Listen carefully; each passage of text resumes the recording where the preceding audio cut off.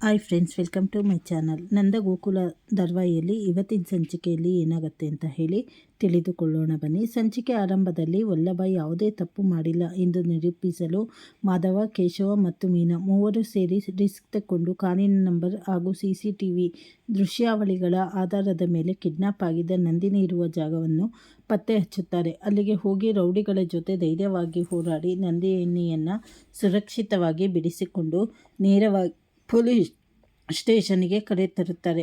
ಇತ್ತ ಪೊಲೀಸ್ ಸ್ಟೇಷನ್ನಲ್ಲಿ ಪೊಲೀಸರು ವಲ್ಲಭನನ್ನು ಜೈಲಿಗೆ ಕಳುಹಿಸಲು ಸಿದ್ಧತೆ ನಡೆಸುತ್ತಿರುತ್ತಾರೆ. ಅಷ್ಟರಲ್ಲಿ ಮಾಧವ, ಕೇಶವ, ಮೀನಾ ಹಾಗೂ ನಂದಿನಿ ಅಲ್ಲಿಗೆ ಬಂದು ತಲುಪುತ್ತಾರೆ. ನಂದಿನಿಯನ್ನು ಜೀವಂತವಾಗಿ ನೋಡಿ ಪೊಲೀಸರು ಮತ್ತು ನಂದನ್ ವಕೀಲರು ಆಶ್ಚರ್ಯಪಡ್ತಾರೆ. ನಂದಿನಿ ತಕ್ಷಣವೇ ತಂದೆಗೆ ಫೋನ್ ಮಾಡಿ ಪೊಲೀಸ್ ಸ್ಟೇಷನ್ಗೆ ಕರೆಸಿಕೊಳ್ತಾಳೆ. ಸ್ಥಳಕ್ಕೆ ಬಂದ ನಂದಿನಿಯ ತಂದೆ, ಮಗಳೇ, ಈ ಬಡವ ರಾಸ್ಕಲ್ ತಾನೇ ನಿನ್ನ ಕಿಡ್ನಾಪ್ ಮಾಡಿದ್ದು ಎಂದು ವಲ್ಲಭನ ಕಡೆ ಬೆರಳು ಮಾಡಿ ಕೇಳಿದಾಗ ನಂದಿನಿ ಖಡಕ್ಕಾಗಿ ಉತ್ತರ ನೀಡ್ತಾಳೆ. ಅಪ್ಪ, ನೀವು ತಪ್ಪು ತಿಳಿದುಕೊಂಡಿದ್ದೀರಾ. ವಲ್ಲಭ ಅವರಿಂದಲೇ ನಾನು ಇವತ್ತು ಜೀವಂತವಾಗಿದ್ದೀನಿ. ನನ್ನ ನಂಬಿ ಜೊತೆಗಿದ್ದ ನಕಲಿ ಗೆಳೆಯರೇ ನನ್ನನ್ನು ಪ್ರವಾಸದ ನೆಪದಲ್ಲಿ ಕರೆದುಕೊಂಡು ಹೋಗಿ ಕೆಟ್ಟ ದೃಷ್ಟಿಯಿಂದ ಕಿಡ್ನಾಪ್ ಮಾಡಲು ನೋಡಿದರು.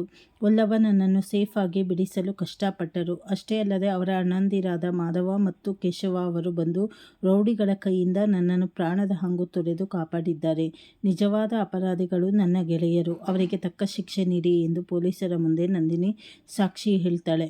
ಇದನ್ನು ಕೇಳಿ ನಂದಿನಿಯ ತಂದೆಗೆ ತಮ್ಮ ತಪ್ಪಿನ ಅರಿವಾಗಿ ವಲ್ಲಭ, ನಂದನ್, ಮಾಧವ, ಕೇಶವ ಅವರಲ್ಲಿ ಕೈ ಮುಗಿದು ಕ್ಷಮೆ ಕೇಳ್ತಾರೆ. ಪೊಲೀಸರು ಕೂಡ ವಲ್ಲಭನ ಮೇಲಿದ್ದ ಎಲ್ಲ ಕೇಸ್ಗಳನ್ನು ರದ್ದುಗೊಳಿಸಿ ಅವನನ್ನು ಗೌರವದಿಂದ ಬಿಡುಗಡೆ ಮಾಡುತ್ತಾರೆ. ವಲ್ಲಭ ನಿರಪರಾಧಿಯಾಗಿ ಹೊರಬಂದ ತಕ್ಷಣ ನಂದಿನಿ ಮತ್ತು ಮೀನಾ ಧೈರ್ಯವಾಗಿ ಬದುಕುವ ಬಗ್ಗೆ ಒಂದಷ್ಟು ಮಾತುಗಳನ್ನು ಹಂಚಿಕೊಳ್ತಾರೆ. ಇನ್ನೊಂದೆಡೆ ವಲ್ಲಭ ನಿರ್ದೋಷಿಯಾಗಿ ಮನೆಗೆ ಹಿಂತಿರುಗುತ್ತಾನೆ ಎಂಬ ಸುದ್ದಿ ತಿಳಿದ ಗಿರಿಜಾ ಮತ್ತು ಪ್ರಿಯಾ ಮನೆ ತುಂಬ ಹಬ್ಬದ ವಾತಾವರಣ ಸೃಷ್ಟಿಸಿ ವಿಶೇಷ ಅಡುಗೆ ಮಾಡಲು ಸಿದ್ಧತೆ ನಡೆಸ್ತಾರೆ. ವಲ್ಲಭ ಮನೆಗೆ ಬರುತ್ತಿದ್ದಂತೆಯೇ ಅಮ್ಮು ಮತ್ತು ವಲ್ಲಭ ಸೇರಿ ವಲ್ಲಭನ ಮೇಲೆ ಸುಳ್ಳು ಆರೋಪ ಹೊರಿಸಿ ಜೈಲಿಗೆ ಕಳಿಸಲು ಸಂಚು ರೂಪಿಸಿದ ಸೂರ್ಯಕಾಂತ ಮತ್ತು ಚಂದ್ರಕಾಂತನಿಗೆ ಸರಿಯಾದ ಬುದ್ಧಿ ಕಲಿಸಿ ಮುಖಭಂಗ ಮಾಡ್ತಾರೆ.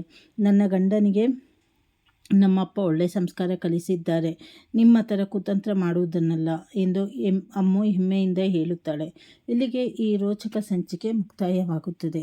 ಮುಂದಿನ ಸಂಚಿಕೆಗಳಲ್ಲಿ ಏನೇನು ಮಹಾ ತಿರುವು ತೆಗೆದುಕೊಳ್ಳುತ್ತೆ ಅಂತ ಹೇಳಿ ಮುಂದೆ ತಿಳಿದುಕೊಳ್ಳೋಣ. ಹೊಸದಾಗಿ ನನ್ನ ಚಾನಲನ್ನು ಯಾರೆಲ್ಲ ನೋಡ್ತಾ ಇದ್ದೀರಾ ಸಬ್ಸ್ಕ್ರೈಬ್ ಮಾಡ್ಕೊಳ್ಳಿ. ಹಾಗೆ ಬೆಲ್ ಬಟನ್ ಒತ್ತಿ. ಬೆಲ್ ಬಟನ್ ಒತ್ತೋದ್ರಿಂದ ನಿಮಗೆ ನಾನು ಯಾವುದೇ ಸೀರಿಯಲ್ ನೋಟಿಫಿಕೇಷನ್ ಹಾಕಿದ್ರೂ ಬೇಗ ಬರುತ್ತೆ. ಹಾಗೆ ಶೇರ್ ಮಾಡಿ ನಿಮ್ಮ ಫ್ರೆಂಡ್ಸಿಗೆ, ನಿಮ್ಮ ಸ್ಟೇಟಸ್ನಲ್ಲೆಲ್ಲ ಶೇರ್ ಮಾಡಿ. ಮತ್ತು ಪೂರ್ತಿ ವಿಡಿಯೋ ನೋಡಿದ್ರೆ ನಿಮಗೆ ಕತೆ ಏನು ಅಂತ ಹೇಳಿ ಅರ್ಥ ಆಗುತ್ತೆ. ಸಪೋರ್ಟ್ ಮಾಡಿ. ಧನ್ಯವಾದಗಳು. Thank you for watching my channel.